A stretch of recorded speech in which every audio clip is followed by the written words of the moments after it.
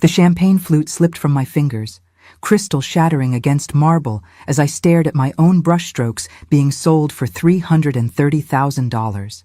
Ashley stood beside the auctioneer, radiant in designer silk, accepting congratulations for her masterpiece, while I stood frozen in my server's uniform.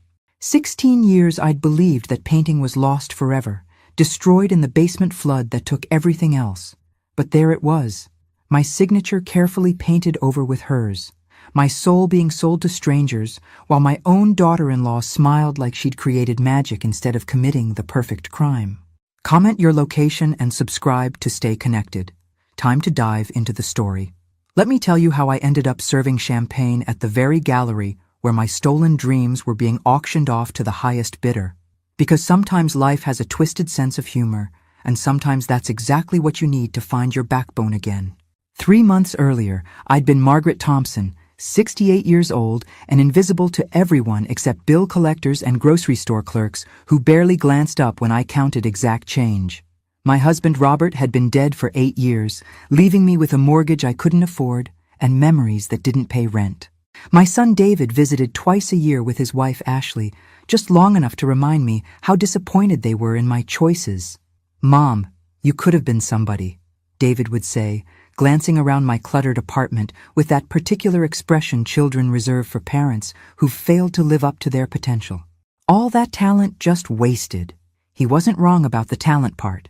Once upon a time, Margaret Thompson had been Maggie Hartwell, the girl who painted landscapes so real you could smell the wildflowers and feel the morning mist. I'd won a scholarship to the Chicago Art Institute, had a gallery interested in my work, had dreams bigger than the small Kansas town where I grew up. Then Robert happened. Sweet, steady Robert with his accounting degree and sensible life plan. Marriage at 22, David at 24, and suddenly art became something I did when I had time. The studio became a guest room. The easel got moved to the garage, and eventually the brushes got packed away in boxes marked someday. After Robert died, I'd tried to find those boxes, tried to remember who I used to be, but someday had been buried under 8 years of grief and financial struggle. The basement flood 2 years ago had taken what was left of my artistic past. Canvases, brushes, even the photographs of my work, gone, or so I thought. When David mentioned that Ashley had gotten a job at the prestigious Whitmore Gallery downtown, I'd felt a flutter of something that might have been pride. At least one person in the family was making something of themselves in the art world, even if it was just selling other people's dreams. "Ashley's doing really well," David had said during his last visit. "She's got such an eye for talent. Eleanor Price thinks she has real potential as a curator." I'd smiled and nodded, playing the supportive mother-in-law role I'd perfected over the years. What else was I going to say? That watching someone else live the life I'd given up made my chest feel like it was filled with broken glass? When Eleanor Price called me personally to offer a job serving at gallery events, I'd been too surprised to say no. "Ashley had recommended me," she said. "Thought I might enjoy being around art again." "It's not much," Eleanor had explained in her crisp, cultured voice. "Just serving champagne and canapes at openings and auctions. But Ashley mentioned you had an artistic background, and I prefer staff who appreciate what we're displaying." The pay was decent, and honestly, I needed the money. Social Security barely covered rent, let alone food and utilities. So I'd said yes, bought a simple black dress that didn't make me look like a discount store refugee, and showed up for my first event 3 weeks ago. The Whitmore Gallery was everything I'd dreamed of in my youth. White walls showcasing carefully curated pieces, perfect lighting that made every painting glow, hushed conversations where words like composition and brushwork were spoken with reverence. Walking through those rooms with a tray of champagne, I felt like a ghost visiting her own funeral. Ashley had been kind but distant during my first few shifts, acknowledging me with polite nods while she guided wealthy collectors through the exhibitions. She looked perfect in this environment, sophisticated, educated, speaking the language of art with easy confidence. Everything I might have been if I'd made different choices, but tonight was special. Tonight was Ashley's first major auction as assistant curator, featuring emerging contemporary artists. The centerpiece was a landscape piece that Eleanor had called absolutely stunning during the preview. I'd been arranging champagne flutes for the early arrivals when I first saw it, displayed prominently in the main gallery with its own spotlight. The blood had rushed from my head so fast I'd gripped the serving table for support. It was my painting. Not similar to something I might have done, not reminiscent of my style. It was literally the landscape I'd painted of Miller's Creek in the summer of 2008, every brushstroke exactly as I remembered it.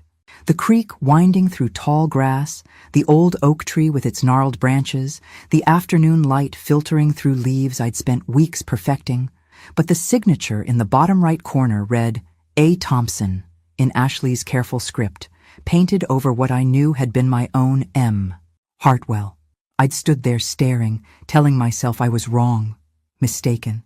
Maybe grief and age had scrambled my memories. Maybe I was seeing things that weren't there. But then I'd noticed the tiny flaw that proved it was mine. A spot near the creek where I'd accidentally mixed too much blue into the green and spent hours trying to fix it. The spot that looked like a mistake to everyone else, but meant hours of frustration to the artist who'd created it. My painting, my work, being sold with Ashley's name on it. The auction began at 8, and I served champagne with hands that barely trembled. On the outside, I was invisible Margaret Thompson in her simple black dress. On the inside, I was screaming. When the auctioneer called Lot 17, Ashley Thompson's remarkable debut piece, I'd positioned myself at the back of the room with a perfect view. The bidding started at $50,000. The price climbed steadily as hands shot up around the room, numbers being called that made my minimum wage existence feel even smaller. Ashley stood near the front, her face glowing with false modesty, as people congratulated her between bids. She was wearing the pearl necklace I'd given her for Christmas 2 years ago, back when I could still afford gifts that mattered. 100,000, 150, 200,000. David appeared beside her, his arm around her shoulders, both of them watching their future get brighter with every bid. Their future built on my stolen past. 300,000, 310, 330,000. Going once. That's when the champagne flute fell from my numb fingers, crystal exploding against the marble floor like a gunshot. Heads turned, Ashley's included, and for one terrible moment our eyes met across the crowded room. I saw recognition flash across her face. Not guilt, not shame. Recognition and calculation, like someone doing rapid math in their head. Sold $330,000 for this remarkable piece by Ashley Thompson. Applause filled the room while I knelt to pick up crystal shards with fingers that wouldn't stop shaking. A security guard appeared beside me with a small broom, his voice kind but firm. "Don't worry about it, ma'am. Happens all the time at these events. Why don't you take a break?" I nodded and headed for the staff room, leaving behind the sound of celebration and the sight of Ashley accepting congratulations for selling my soul to strangers. In the tiny break room, I sat on a folding chair and stared at my hands. 68 years old, and I'd just watched my own daughter-in-law steal 16 years of my life in broad daylight. The worst part wasn't even the money, though $330,000 was more than I'd make in a decade of serving champagne. The worst part was how good she was at it. How naturally she accepted praise for work that had cost me months of early mornings and late nights, trying to capture light the way God intended it. But as I sat there surrounded by stacks of gallery programs and empty champagne boxes, something started burning in my chest that wasn't grief or shock. It was rage. Pure, clean rage that tasted like copper pennies and felt like electricity. Ashley Thompson had made a very expensive mistake tonight. She'd assumed that Margaret Thompson, the broken woman in the server's uniform, was the same person as Maggie Hartwell, the artist who'd once had the fire to dream impossible things. Time to remind her exactly who she'd decided to rob. I didn't go home after the auction. Instead, I drove to the all-night diner on 5th Street and ordered black coffee that tasted like regret while I tried to figure out how a painting I'd watched floodwater destroy 2 years ago had ended up in Ashley's art collection. The memory was crystal clear. I'd been down in the basement looking for David's old baseball cards when the pipe burst. Water everywhere, soaking through cardboard boxes and ruining everything I'd stored down there, including the wooden crate where I'd kept my finished paintings, the ones too painful to display but too precious to throw away. Or so I'd thought. I pulled out my phone and scrolled through my contacts until I found Pete Morrison, the contractor who'd done the flood cleanup. Pete had been Robert's bowling buddy back in the day, and he'd given me a deal on the restoration work. Maybe he'd remember something I'd forgotten. He answered on the fourth ring, his voice thick with sleep. "Margaret? Jesus, what time is it?" "Pete, I need to ask you about the basement flood at my old house, the cleanup you did 2 years ago." "Margaret, it's after midnight. Can't this wait until morning?"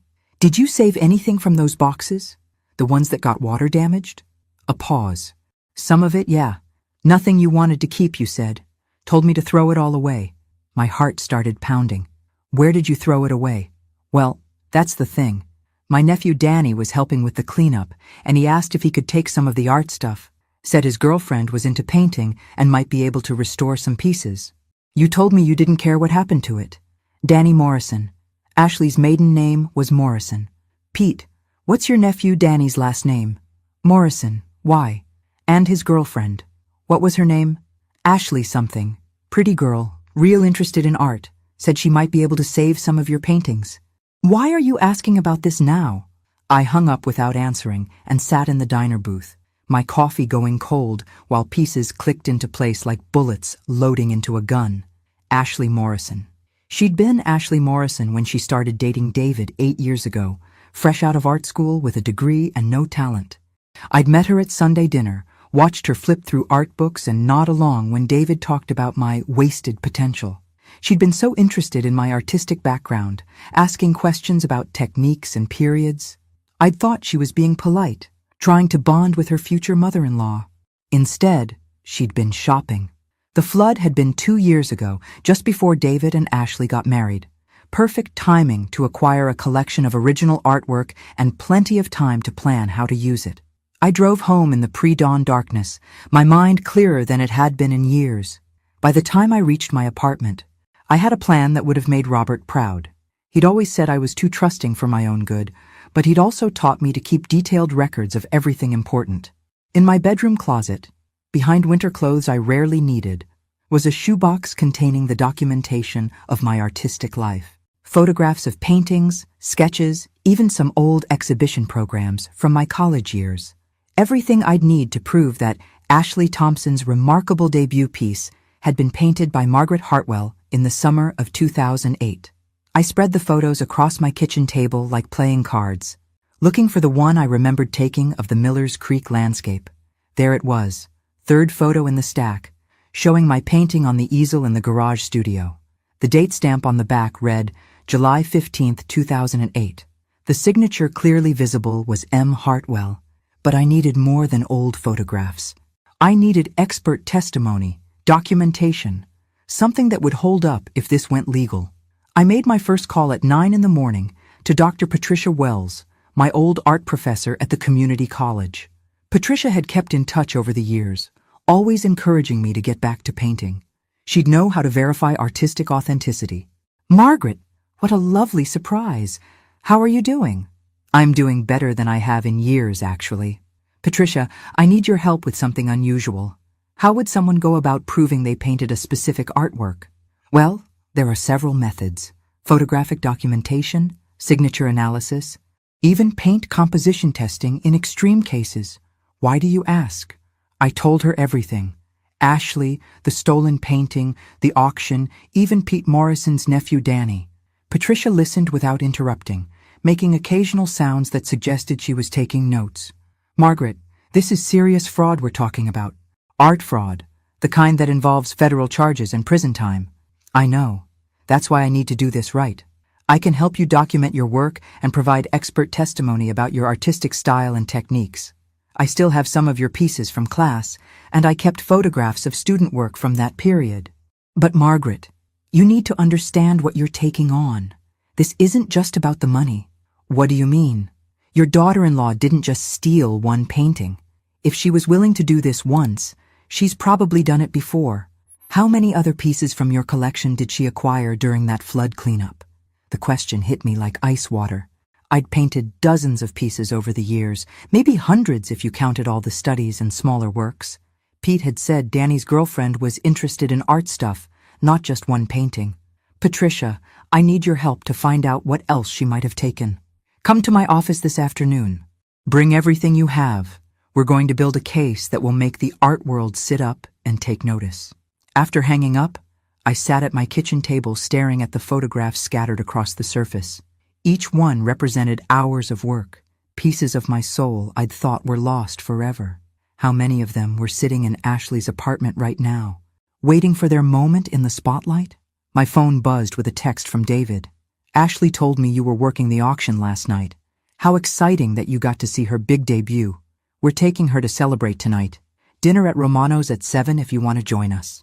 I stared at the message for a long moment, then typed back, "I'd love to hear all about her artistic inspiration." Because if Ashley wanted to play the role of successful artist, she was going to discover that the woman she'd robbed had some very specific questions about where that inspiration came from. And Margaret Thompson, invisible server of champagne and forgotten mother-in-law, was done being polite. Romano's was the kind of restaurant where David took clients he wanted to impress. All white tablecloths and wine that cost more per bottle than I spent on groceries in a month. I arrived precisely at 7, wearing my best dress and the kind of smile that had gotten me through 40 years of marriage to a man who thought feelings were best kept to yourself. Ashley was radiant, holding court at a corner table, while David beamed beside her like a proud manager who'd discovered the next big thing.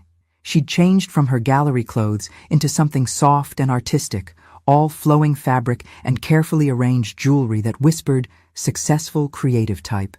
"Margaret!" David stood to hug me, his cologne expensive and his enthusiasm genuine. "I can't believe you got to see Ashley's triumph firsthand. What were the odds?" "Astronomical," I agreed, taking my seat across from them. "Ashley, you must be thrilled. $330,000. Quite a return on investment." Her smile flickered for just a moment, too quick for David to notice. "I've been working on that piece for months. It's wonderful when something you've poured your heart into finds the right home." "Months," I repeated thoughtfully. "Tell me about your process. Where did you find inspiration for such a detailed landscape?" Ashley's eyes met mine across the candlelit table, and I saw her making calculations. How much did I know? How much did I suspect? How much could she afford to admit? "I spend a lot of time outdoors," she said carefully. "There's something about natural settings that speaks to me. The way light changes throughout the day, how water moves through landscapes. Miller's Creek is particularly beautiful in summer," I said, watching her face. This time the reaction wasn't quick enough to hide. Ashley's fork paused halfway to her mouth, and David glanced between us with the confused expression of someone who'd missed part of the conversation. "I'm sorry?" Ashley said. "You're painting. It's Miller's Creek, isn't it? The old oak tree. The bend in the water where the current slows down. I used to take David there when he was little. Remember, honey? You loved catching minnows by that fallen log." David lit up with the memory. "Oh my God, yes. We used to spend hours there. Ashley, I can't believe you painted our old fishing spot. When did you even see it?" Ashley set down her fork with deliberate precision. "I explore a lot of locations for inspiration. Sometimes I photograph places and work from memory later." "That's fascinating," I said, leaning forward with the enthusiasm of someone genuinely interested. "Because I could have sworn I saw some old photographs of that exact spot in my basement before the flood. Same angle, same lighting. What a coincidence that we'd both be drawn to capture it the same way." The silence stretched long enough for David to notice. He looked between Ashley and me with growing confusion. "What flood? Margaret, what are you talking about?" "The basement flood 2 years ago. Remember? When that pipe burst and ruined all my old art supplies and paintings? Pete Morrison did the cleanup." Ashley had gone very still, her professional composure locked in place like armor. "David mentioned you used to paint. Such a shame to lose your work that way." "Oh, but it wasn't all lost," I said brightly. "Pete's nephew Danny helped with the cleanup, and his girlfriend rescued some pieces. Thought she might be able to restore them. Isn't that wonderful? It's nice to know my old work found someone who appreciated it." David was frowning now, pieces clicking together in his engineer's mind. "Ashley, your maiden name was Morrison. Is Danny your cousin?"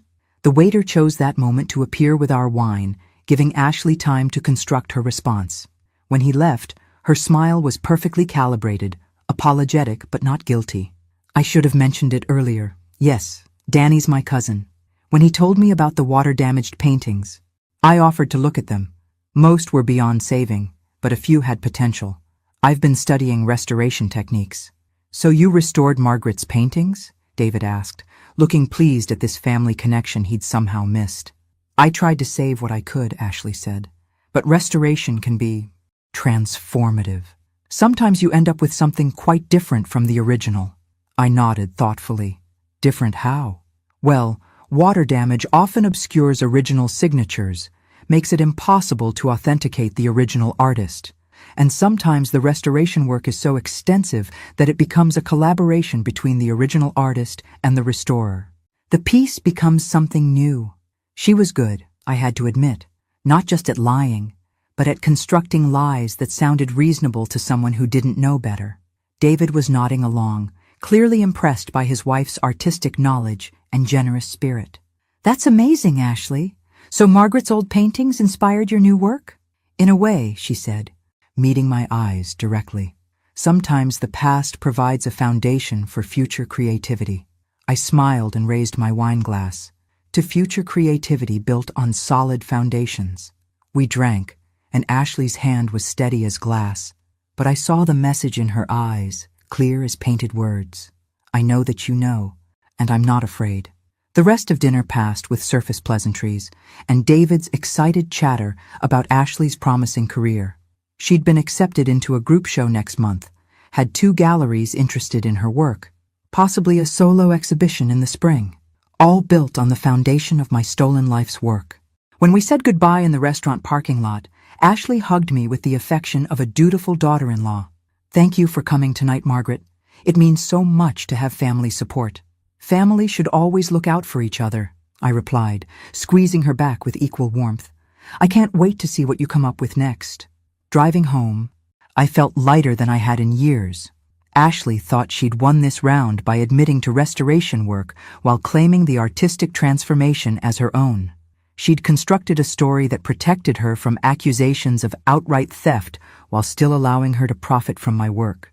But she'd made 2 critical mistakes tonight.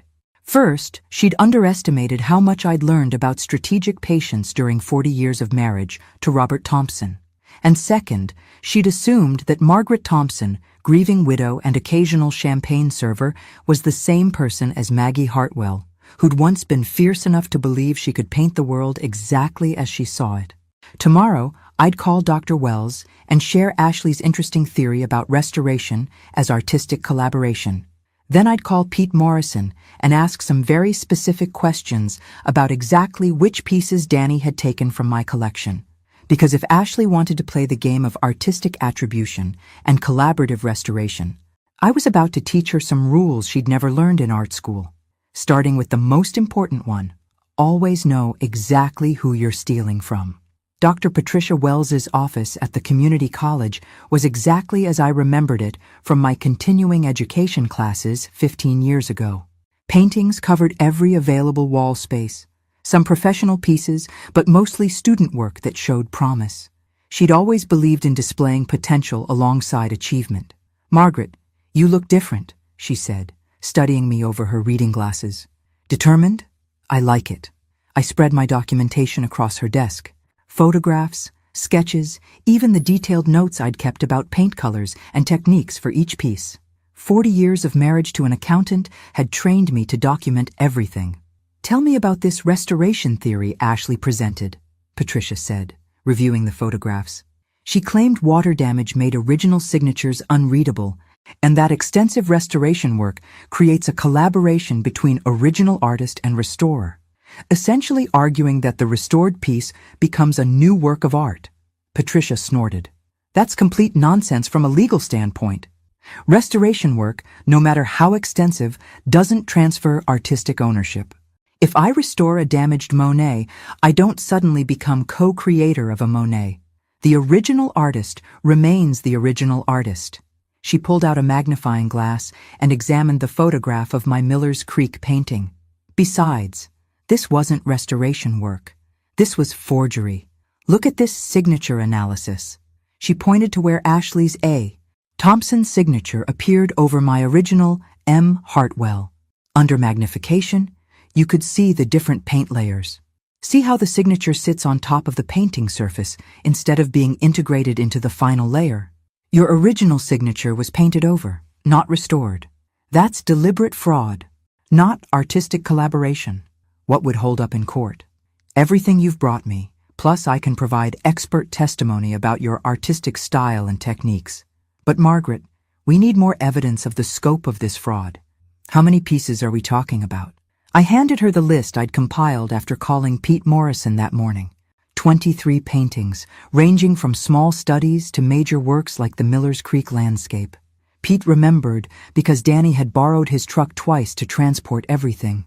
My God, Patricia breathed. If she's selling these at auction prices similar to the Miller's Creek piece, we're talking about potential fraud worth millions of dollars. There's something else, I said, pulling out my phone. I did some research on Ashley's artistic career this morning. I'd spent hours online, tracing Ashley Thompson's professional history. Art school graduate with mediocre grades, no gallery representation before marrying David, no sales or exhibitions in her own name until 18 months ago. Then suddenly, a meteoric rise with sophisticated landscape work that garnered immediate critical attention.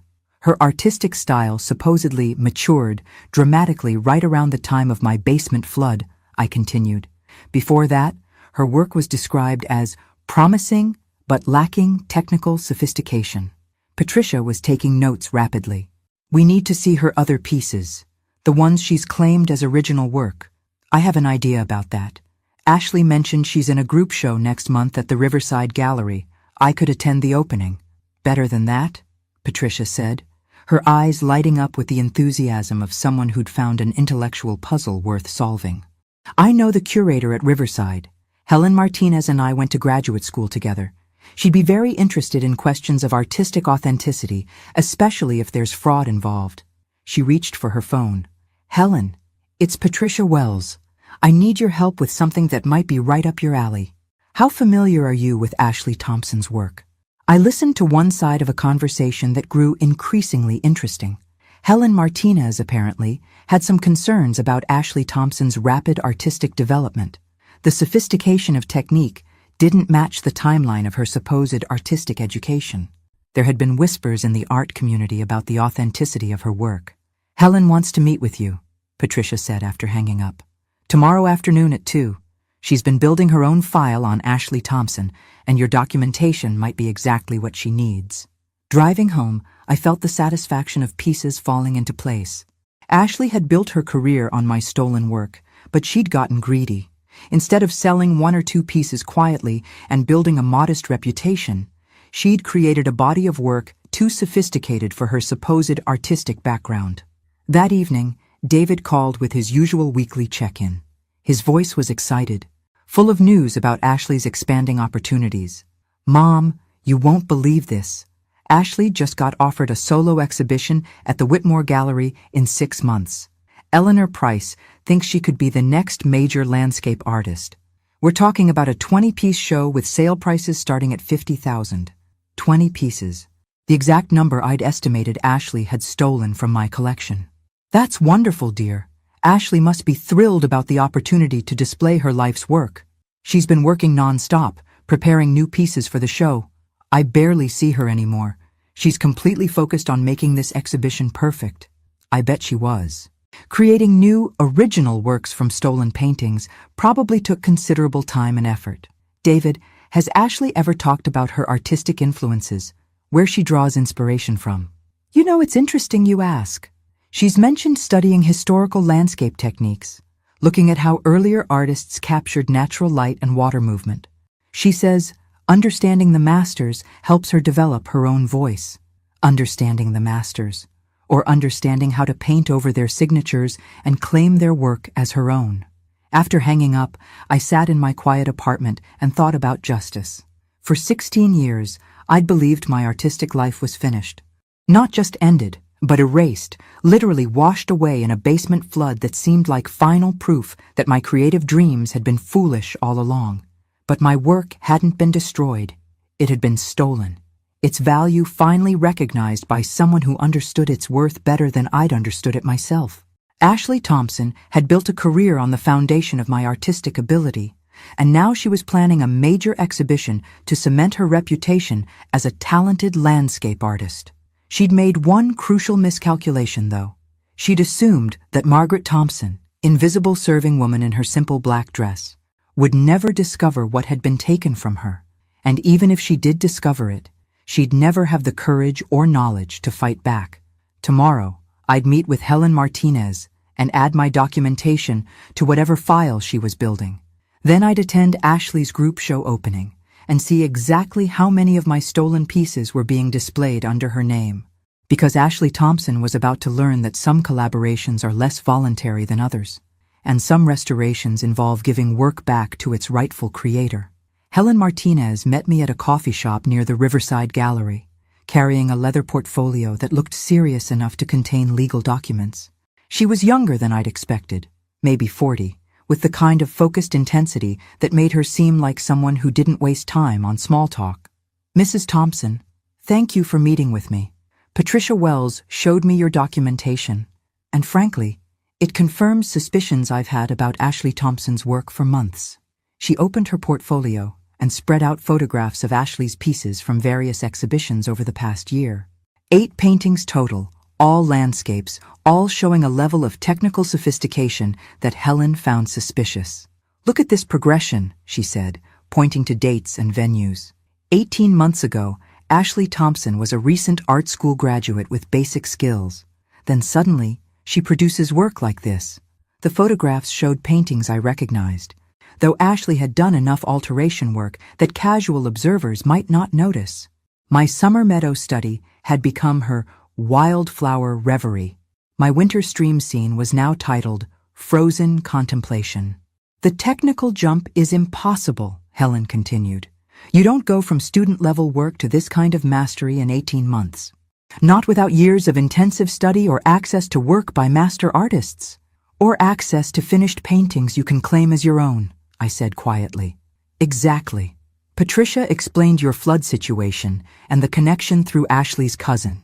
Mrs. Thompson, I believe Ashley has been systematically passing off your work as her own, probably for over a year." Helen pulled out another set of photographs, these showing detailed shots of signatures and brushwork. "I've been documenting every piece of hers I could access. Look at these signature overlays." Under close examination, each painting showed the same pattern. Original signatures painted over with Ashley's careful script, just like the Miller's Creek landscape that had sold for $330,000. "This is systematic art fraud," Helen said firmly, "and next week's group show will give us the opportunity to document it properly. What do you need from me? I need you to attend the opening as my guest. Bring your documentation and be prepared to identify your original work. I'll have a photographer there to document everything we find." She handed me a business card. "There's something else you should know. I've been in contact with the FBI's art crime team. They've been investigating a rise in art fraud cases involving emerging artists, and Ashley Thompson's rapid success fits their pattern." FBI. The weight of what Ashley had done was starting to sink in. This wasn't just a family dispute about old paintings. This was federal crime. "Helen, what happens to David? My son. He has no idea what Ashley has been doing. If he's genuinely uninvolved, he should be fine legally. But Mrs. Thompson, this is going to destroy their marriage. Financial fraud, criminal charges, prison time. Your daughter-in-law is looking at serious consequences." I thought about David's excited phone calls, his pride in Ashley's success, his plans for their future built on her artistic career. 42 years old, and still naive enough to believe the best about people he loved. "He deserves to know the truth," I said finally. "The truth will come out regardless. The question is whether you want to control how and when, or let the FBI investigation proceed without your input." Friday morning, 1 week before the group show opening, I called David and asked him to meet me for lunch. He suggested our usual place, a casual restaurant where he could eat quickly between client meetings. He arrived exactly on time, already checking his phone for messages while he kissed my cheek in greeting. Success in his engineering consulting firm had made him busier but not necessarily happier. "How's Ashley's preparation for the show going?" I asked after we'd ordered. "Incredible. She's been working 16-hour days, perfecting every detail. The gallery wants her to include some earlier pieces to show artistic development, so she's been going through her whole portfolio. Earlier pieces. My stolen paintings that Ashley was planning to display as examples of her artistic growth. David, I need to tell you something important about Ashley's art. He looked up from his phone, finally giving me his full attention. What do you mean? I told him everything. The flood, Danny Morrison, the Miller's Creek painting at auction, my meetings with Dr. Wells and Helen Martinez. I kept my voice calm and factual, the way Robert used to present financial information to clients. David's face went through several stages: confusion, disbelief, anger, and finally, a kind of sick comprehension as details clicked into place. Mom, this is insane. You're accusing my wife of art fraud.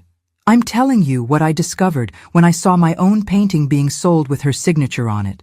Maybe it's a misunderstanding. You said Danny took damaged paintings for restoration. Maybe Ashley genuinely thought they were beyond saving and that her restoration work made them new pieces. I pulled out my phone and showed him the photograph Patricia had taken of the signature overlay on the Miller's Creek piece. Does this look like restoration work to you? David stared at the image for a long time. His engineering mind, trained to analyze structural problems and identify their causes, was applying the same logic to his marriage. Jesus Christ, he whispered finally. How many paintings are we talking about? 23 that I can document. Probably more that I didn't photograph or forgot about. And the value? If they're selling for prices similar to the Miller's Creek piece, potentially millions of dollars. David put his head in his hands. When he looked up, his eyes held the same devastated expression he'd worn at his father's funeral. What do I do, Mom? You talk to Ashley before next Friday's opening. Give her a chance to explain or come forward voluntarily. After that, Helen Martinez and the FBI will handle it. The FBI? His voice cracked slightly. Mom, Ashley could go to prison. Yes, I said gently. She could. We sat in silence for a few minutes while David processed the destruction of everything he'd thought his life was building toward. Finally, he spoke. She knew, didn't she? When you saw each other at the auction. That's why she's been so stressed about this upcoming show. I think she's known for a while that this day would come eventually. David's phone buzzed with a text, and he glanced at it automatically. Ashley, she wants to know if we can postpone dinner tonight because she needs to work late on preparation for the show. He looked at me with eyes that had aged several years in the last hour. I guess I know what she's really preparing for. Friday afternoon, as I got ready for Ashley's group show opening, I thought about the woman I'd been when I first walked into the Whitmore Gallery 3 months ago. Invisible Margaret Thompson, serving champagne to people living the life she'd given up. Grateful for minimum wage and afraid to want anything more than survival. That woman was gone. In her place stood someone who remembered what it felt like to believe in her own worth, to fight for what belonged to her, to refuse to disappear just because someone found it convenient. Ashley Thompson was about to discover that stealing from the wrong person can be the most expensive mistake you ever make. But first, she was going to have to explain to a room full of art experts exactly where her remarkable artistic talent had come from. And I was going to be there to help her tell that story. The Riverside Gallery opening was everything I'd expected from Ashley's world. Beautiful people holding wine glasses, speaking in hushed tones about artistic vision and emotional authenticity. I arrived fashionably late, wearing my best black dress and the pearl earrings Robert had given me for our 20th anniversary. Helen Martinez found me within minutes, accompanied by a young man with an expensive camera and the focused expression of someone documenting evidence. Margaret, this is James Chen, our photographer. He'll be taking detailed shots of everything we discuss. I nodded, feeling strangely calm despite knowing that tonight would change everything. Around me, people admired Ashley's remarkable artistic development, while I prepared to reveal exactly how that development had occurred. Ashley looked stunning in a flowing midnight blue dress, her hair swept up to show off diamond earrings that probably cost more than my rent. She was holding court near a painting I recognized as my autumn forest study, now titled Seasonal Transition, and priced at $45,000. Mrs. Thompson, she approached with her perfect gallery smile, air-kissing my cheeks like we were old friends. I'm so glad you could make it. David said you were feeling under the weather. I'm feeling much better now, I replied, studying her face for any sign that she knew tonight was different. Seeing your work displayed so beautifully is quite inspiring. Her smile never wavered, but I caught the quick glance she shot toward the gallery entrance. Looking for David, probably, or maybe Helen Martinez, whose reputation in the art authentication world Ashley would certainly know. I'd love to hear about your artistic process for this piece, I said, gesturing toward my stolen autumn forest. The way you've captured the light filtering through the leaves is remarkably sophisticated. Oh, you know how it is, Ashley laughed, the sound perfectly pitched for nearby listeners. Sometimes inspiration just strikes, and your hands seem to know exactly what to do. Indeed they do, especially when they've had years of practice capturing that exact lighting effect. This time her smile did falter, just for a moment. I'm sorry? Nothing important, I said pleasantly. I was just remembering how I used to spend hours in that same forest, studying how afternoon light changes the color temperature of autumn leaves. Ashley's eyes sharpened, and I saw her making rapid calculations. Around us, other gallery visitors continued their conversations, unaware that they were witnessing the opening moves of a much more serious game. Margaret, you should meet some of the other artists, Ashley said, her voice carrying a subtle warning. I'd hate for you to spend the evening dwelling on the past. Oh, I'm very interested in the present, and the future, for that matter. Helen Martinez appeared beside us with perfect timing. Ashley, congratulations on a wonderful showing. I'm Helen Martinez from the Riverside Curatorial staff. Could I ask you a few questions about your artistic development? I watched Ashley's face carefully as Helen introduced herself. Recognition and concern flashed across her features before being replaced by professional courtesy. Of course, though I should mention my husband will be arriving soon, and I promised to introduce him around. This won't take long, Helen said smoothly. I'm particularly interested in how your technique has evolved over the past 2 years. Your earlier work showed promise, but this level of sophistication represents quite a leap. Intensive study, Ashley replied, and mentorship from experienced artists. Could you tell me about these mentors? I'm always interested in how emerging artists develop their skills. Ashley glanced around the room, clearly looking for an escape route. It was mostly informal, learning from established techniques, studying historical approaches to landscape painting. Fascinating. And this piece? Helen gestured toward my autumn forest. The brushwork here shows mastery of techniques that usually take decades to develop. Sometimes talent develops in unexpected ways, Ashley said, her voice growing cooler. Helen pulled out her phone and showed Ashley a photograph. It was the picture I'd taken of my original autumn forest painting in 2007, complete with my signature and the date stamp on the back. Would you say this earlier version influenced your current work? The color drained from Ashley's face as she stared at the photograph. Around us, conversation continued, but the three of us stood in a bubble of sudden electric tension. I'm not sure what you're implying, Ashley said carefully. I'm not implying anything, Helen replied. I'm asking direct questions about artistic provenance and authenticity.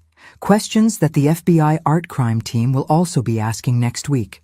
Ashley's composure finally cracked. I think this conversation is over. Actually, I said quietly, I think it's just beginning. Because you see, Ashley, that photograph Helen just showed you? I took it 13 years ago of a painting I created. The same painting you've been selling as your own work. Ashley looked between Helen and me, her perfect gallery persona dissolving into something closer to panic. You can't prove anything. Oh, but we can, Helen said pleasantly. Signature analysis, paint composition testing, photographic documentation going back over a decade. Mrs. Thompson has been remarkably thorough in documenting her artistic work. David chose that moment to arrive, and I watched Ashley's face as she saw him approaching. He looked terrible, hollow-eyed and exhausted, like a man who'd spent the week watching his entire world collapse. Ashley, he said quietly when he reached us, we need to talk. Not here, she hissed. Not now. Then where? When? After the FBI arrests you? The words carried further than David intended, and nearby conversations began to falter as people turned to look at us. Ashley's career was built on reputation and connections, and David had just threatened both in front of her professional community. David, you're causing a scene, Ashley said through gritted teeth. I'm causing a scene? You've built our entire life on stolen art, and I'm the one causing problems? Helen stepped smoothly between them. Perhaps we should continue this discussion somewhere more private. But Ashley was already moving, pushing through the crowd toward the gallery's back exit. I followed, my heart pounding with the knowledge that everything was finally coming to a head. In the alley behind the gallery, Ashley turned on me with fury that was no longer hidden behind professional courtesy. You vindictive old woman. You couldn't stand that someone actually made something of your mediocre work.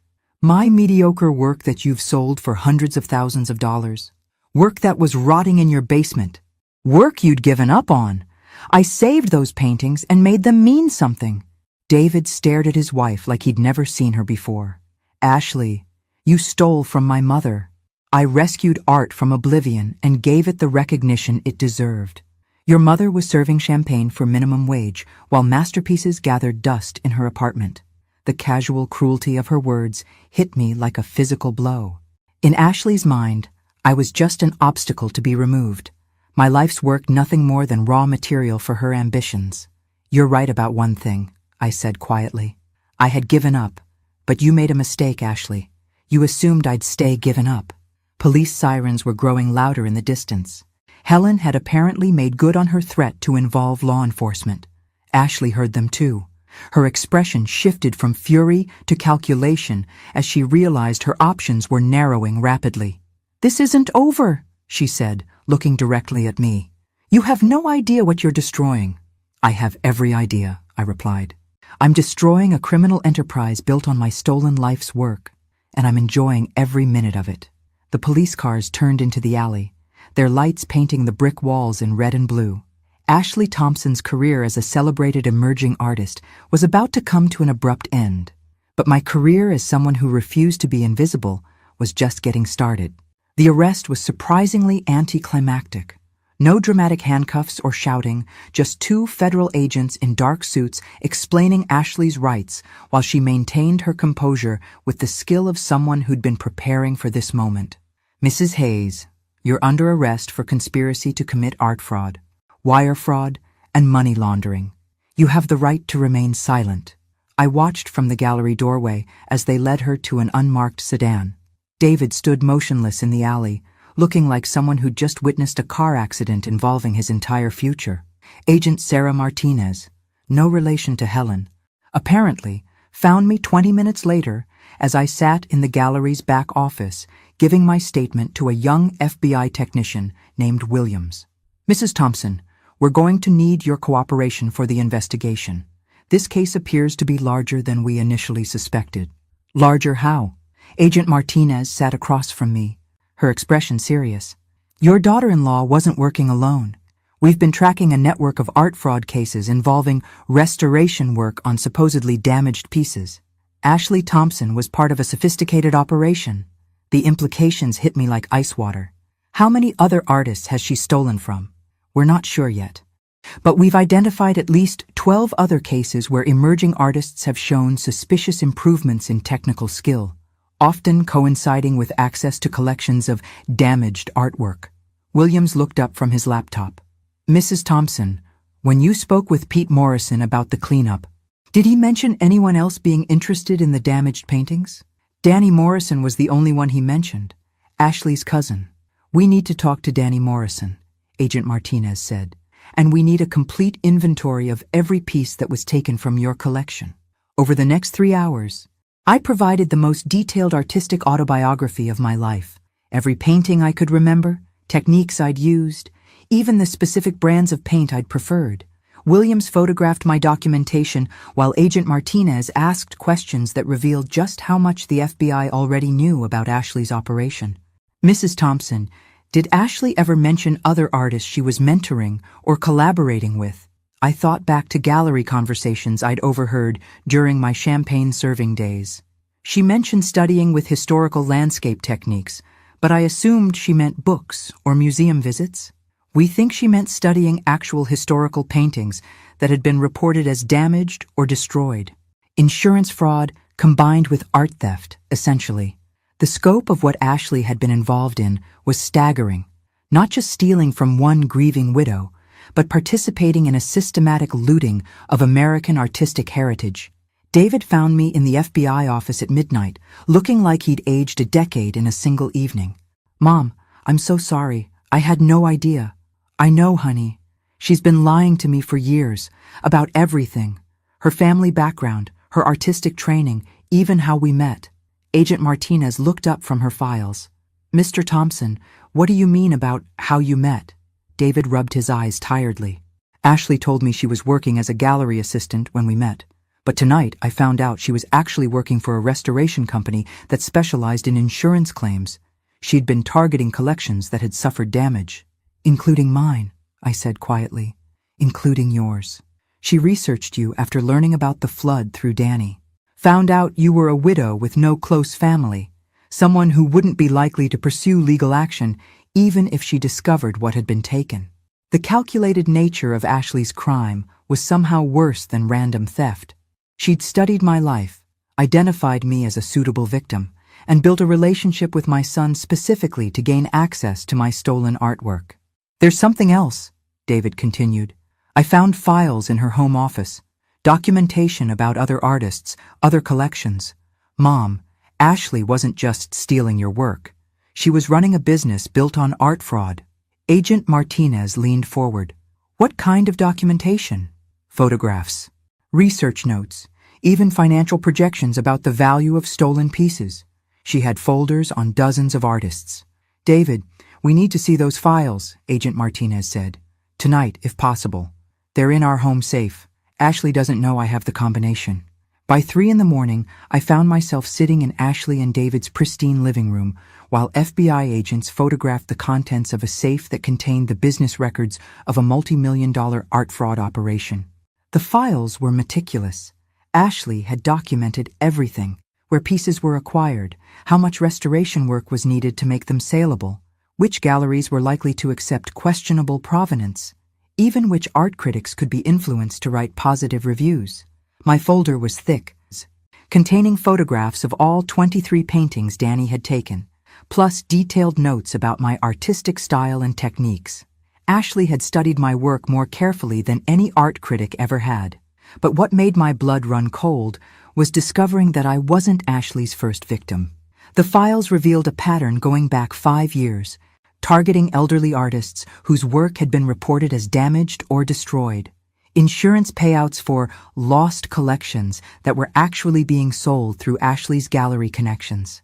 "Mrs. Thompson," Agent Martinez said, holding up a photograph from Ashley's files. "Have you ever seen this woman?" The photo showed an elderly woman, maybe 75, standing beside a painting of ocean waves. Her face was radiant with pride and accomplishment. "I don't think so." "Who is she?" "Eleanor Caldwell. She died 2 years ago, supposedly in poverty, despite being a talented marine artist. Her family donated her remaining work to charity after her death." Agent Martinez showed me more photos from Eleanor's file. Dozens of paintings, all documented with the same meticulous attention Ashley had given my collection. "We think Eleanor Caldwell's family was told her work had been destroyed in a house fire. Meanwhile, Ashley was selling Eleanor's paintings through high-end galleries, claiming them as her own early experiments with marine landscapes." The scope of Ashley's operation was breathtaking. Not just theft, but systematic looting disguised as artistic development, preying on families who trusted that their loved ones' legacies were being properly handled. "How many artists total?" I asked. "We've identified 15 cases so far. Estimated value of stolen artwork approaches $8 million. $8 million worth of stolen dreams, stolen legacies, stolen life's work.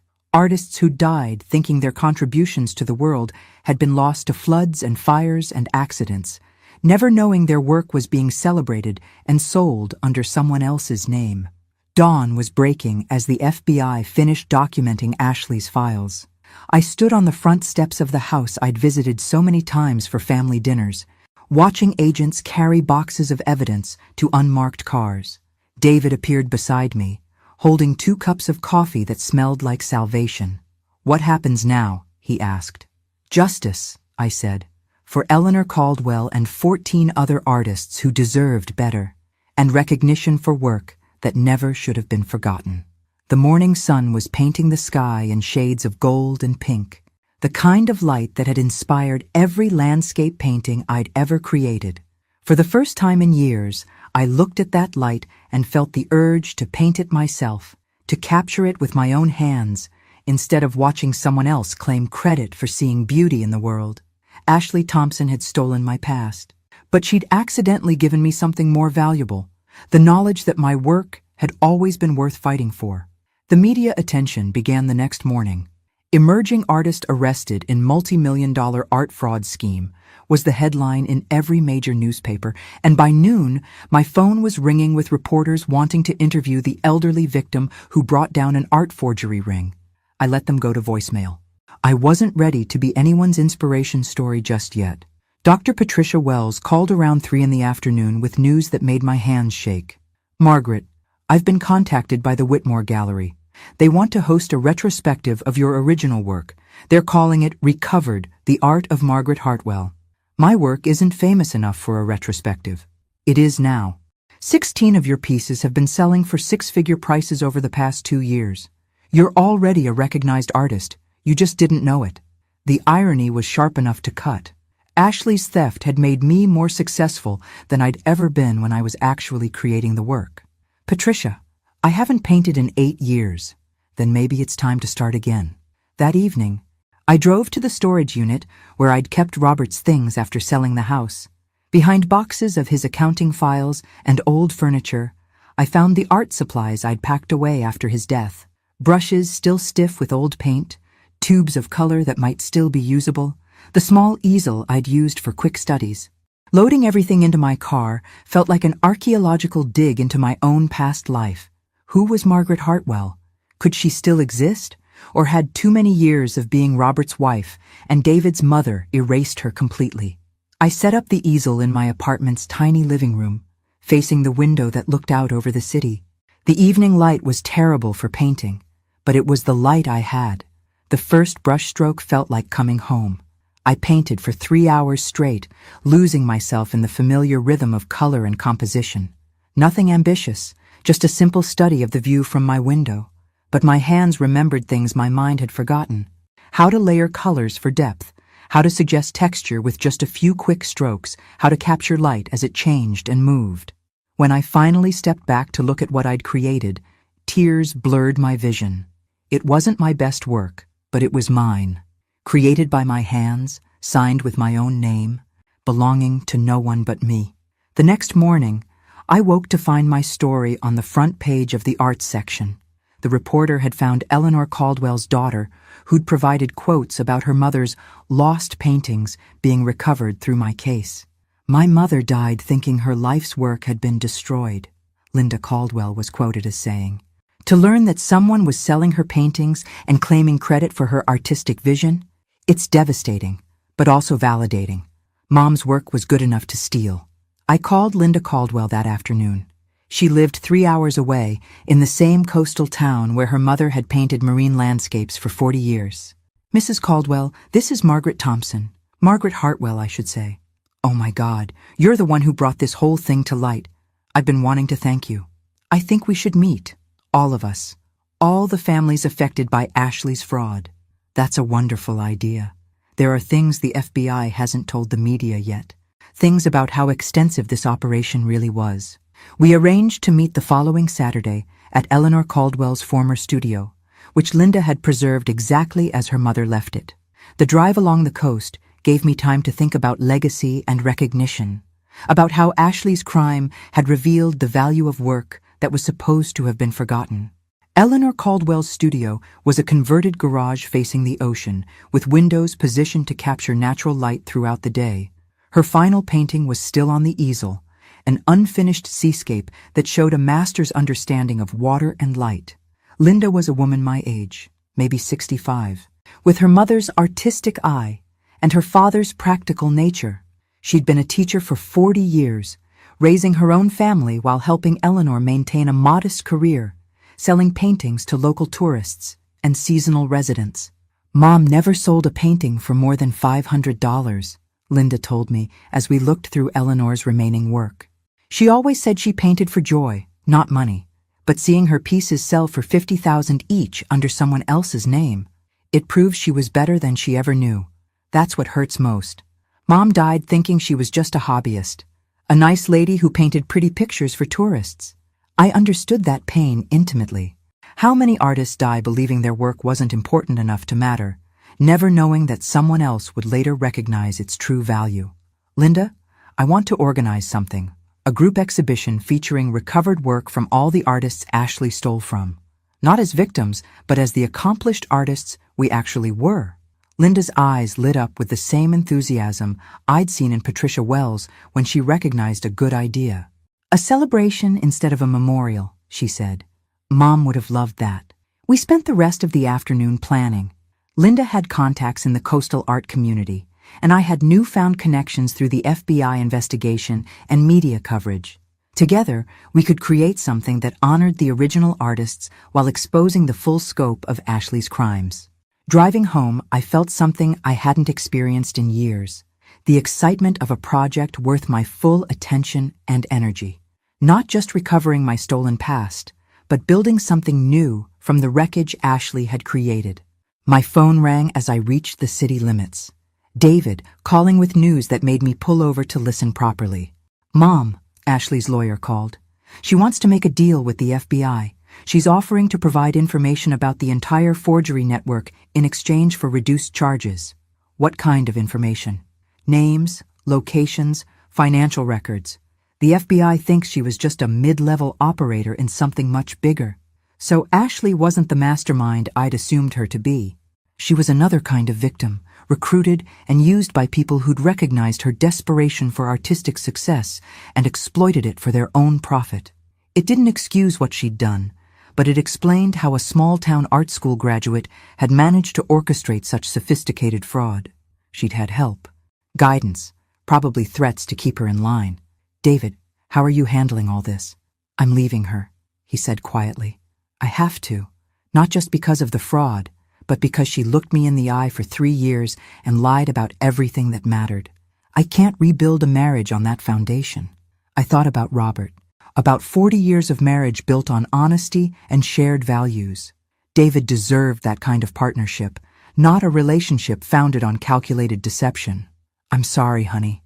I know you loved her. I loved who I thought she was. Turns out that person never existed. After hanging up, I sat in my car watching sunset light paint the sky in colors that demanded to be captured on canvas. Tomorrow, I'd call the Whitmore Gallery about the retrospective. I'd start planning the group exhibition with Linda Caldwell.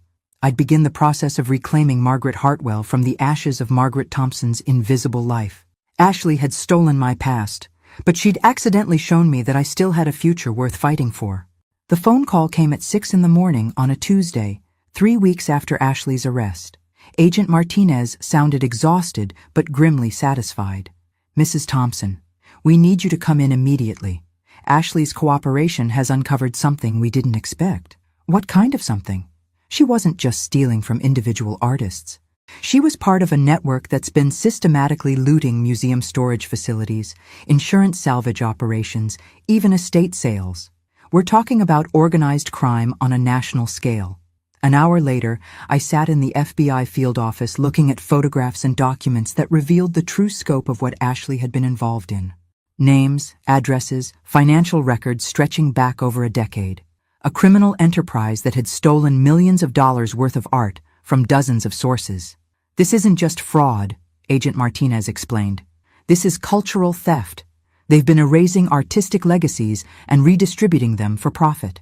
The centerpiece of Ashley's cooperation was a ledger containing detailed records of every piece that had been processed through their operation. Artists' names, acquisition methods, sale prices, gallery connections, a business plan for the systematic destruction of American artistic heritage. Mrs. Thompson, your case was the key that broke this open. Without your documentation and willingness to pursue prosecution, we never would have discovered the full network. I studied the photographs of other stolen works, recognizing styles and techniques from different periods and regions. Abstract expressionist pieces from the 1960s, folk art from rural communities, even some works that appeared to be from museum collections. How is that possible? Museums have security, authentication procedures. Storage facilities are less secure than exhibition areas. Many museums have thousands of pieces in storage that rarely get reviewed or inventoried. A few missing items can go unnoticed for years, especially if they're replaced with documentation claiming the pieces were damaged or destroyed. Agent Martinez handed me a folder marked Recovery Operations. Inside were photographs of artwork being returned to families, museums and estate collections that had been told their pieces were lost forever. "This is what your courage made possible," she said. 17 families have gotten their loved ones' work back. 4 museums have recovered pieces they thought were permanently lost, and we've identified the location of approximately 300 additional stolen pieces. I looked at photo after photo of people holding paintings, sculptures, drawings, artists' legacies returned to their rightful owners, elderly women like Linda Caldwell seeing their mother's work again, adult children discovering that their father's sculptures hadn't been destroyed in warehouse fires after all. What happens to Ashley? She'll serve time, but probably less than if she hadn't cooperated. The information she's provided will help us prosecute the organizers of this operation, people who've been stealing from artists for over a decade. That afternoon, I drove to David's apartment. He'd moved out of the house he'd shared with Ashley within days of her arrest. He looked healthier than he had in weeks, like someone who'd stopped carrying a weight he hadn't realized was there. "Mom, I've been thinking about what you said about rebuilding your artistic career. What about it? I want to help, not financially. I know you don't need that anymore, but practically. You're going to need a studio, proper equipment, maybe assistance with exhibitions and marketing." The offer touched me more than he probably realized. David had spent years politely dismissing my artistic ambitions as hobbies, and now he was offering to help make them real. "David, are you sure? You have your own career to rebuild. My career is fine. It's my life that needs rebuilding.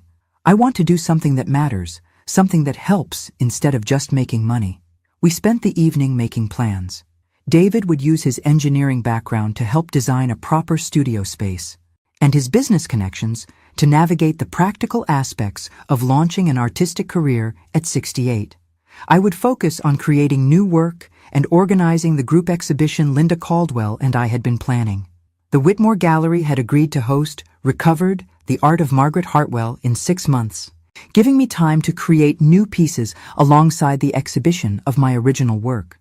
Eleanor Price had been surprisingly enthusiastic about the project, perhaps recognizing the publicity value of being associated with a case that had received national attention. "Margaret, you've become something of a folk hero in the art world," Eleanor had told me during our planning meeting. "The artist who brought down a forgery ring. People are fascinated by your story." I didn't want to be a folk hero. I wanted to be an artist. But if notoriety helped me rebuild my career and honor other stolen legacies, I could accept being both. That evening, I set up my easel and began work on a painting I'd been planning for weeks. Not a landscape this time, but a portrait. Eleanor Caldwell, painted from the photograph Linda had shown me, standing beside her easel with the ocean behind her. I wanted to capture something specific in Eleanor's expression, the quiet satisfaction of someone who knew her work was good, even if the world didn't recognize it yet. The confidence of an artist who painted for the right reasons, regardless of external validation.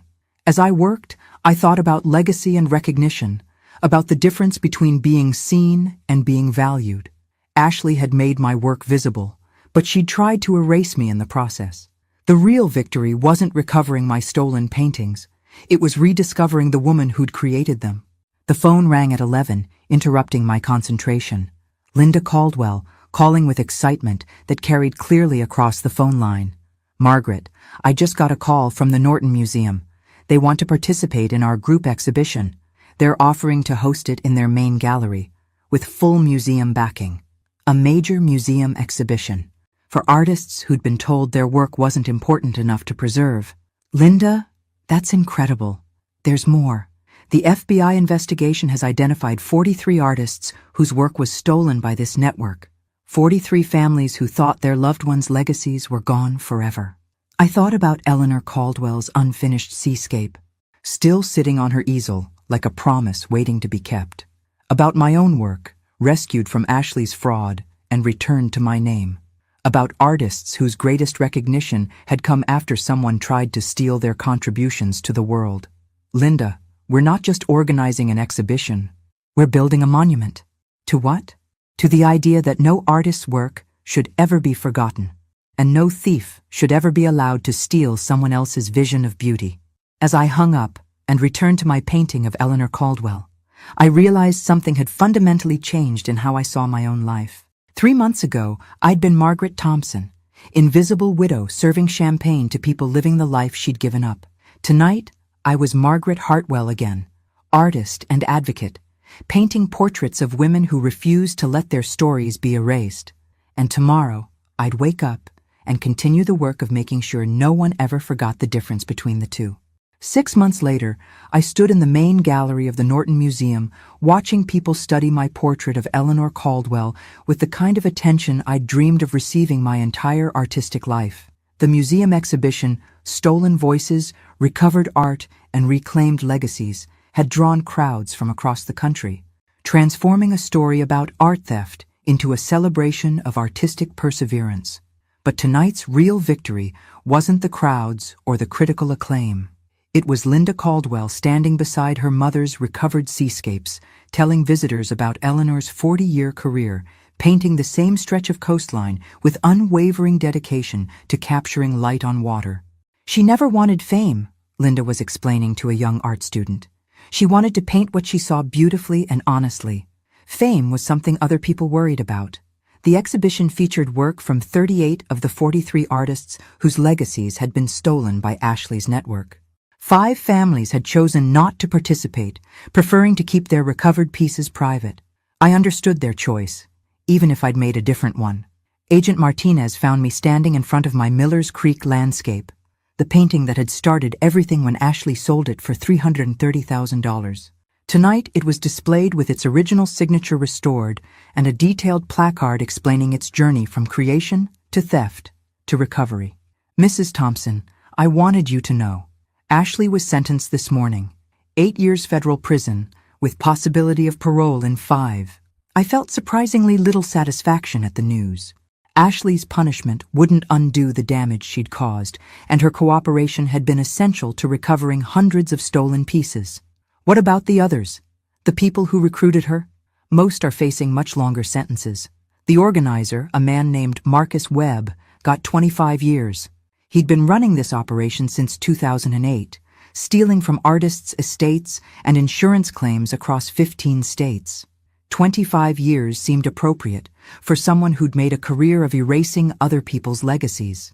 Webb would spend the rest of his productive life in prison, while the artists he'd robbed would finally receive the recognition they'd deserved all along.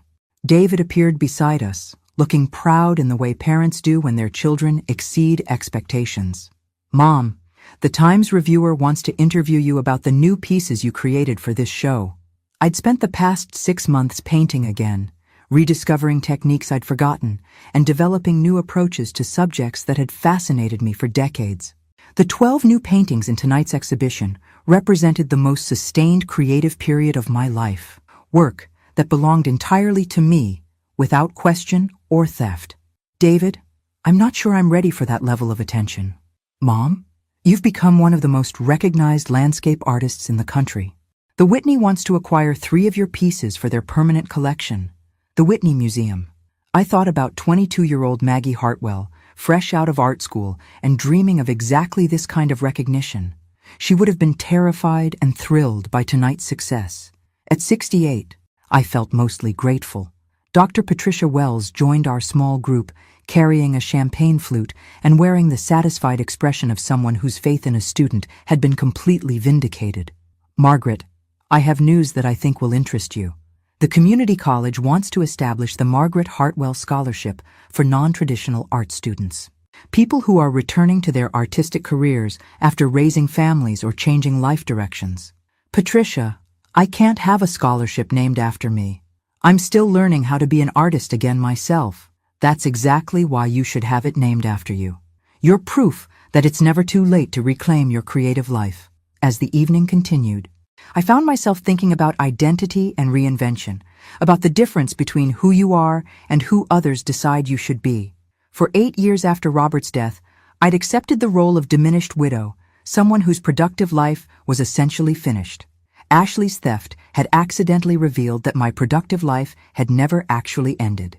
It had just been interrupted. Eleanor Price from the Whitmore Gallery approached as I stood contemplating my newest painting, a self-portrait I'd titled Artist at Work, showing myself painting in my apartment studio. "Margaret, I hope you'll consider a solo exhibition with us next year.